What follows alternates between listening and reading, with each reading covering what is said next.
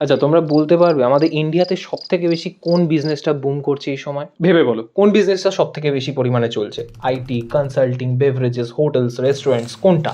তোমরা কেউই হয়তো ঠিকমতো গেস করতে পারছো না আমি যেটার কথা বলছি সেটা হচ্ছে জিমের বিজনেস। Yes, gym centre. আগে আমরা গোটা এলাকাতে খুঁজলে একটা ভালো জিম সেন্টার পেতাম না, সেখানে এখন আমাদের পাড়াতে একটা নয়, দুটো করে জিম সেন্টার খুলে গেছে। আমি হ্যাপি যে ইন্ডিয়ান ইউথ এতটা মন দিয়েছে নিজের ফিটনেসের প্রতি, কারণ আমাদের দেশ যেভাবে ডায়াবেটিসের ক্যাপিটাল হয়ে গেছে, দরকারও নিজের ডায়েট ফিটনেসের উপর নজর রাখা। কিন্তু এই এক একটা জিম সেন্টারে গেলে তুমি এক এক রকমের প্রজাতির মানুষের এক এক রকম কাণ্ড কারখানা দেখবে, যেগুলো দেখে তোমার চক্ষু চড়ক গাছ হতে বাধ্য। কেউ একটা জিমে ভর্তি হয়েছিলাম, বাট সেখানে যা কাণ্ড কারখানা দেখি তা আমাকে লিটারালি ভিডিও বানানোর জন্য কন্টেন্টই দিয়ে দেয়। So welcome to another episode of story time, যেখানে আমরা এই জিমের কিছু প্রজাতির কাণ্ড কারখানা নিয়ে কথা বলবো। ফার্স্ট অফ অল, যার কথা না বললেই নয় সেটা হচ্ছে আমাদের জিমের ট্রেনার।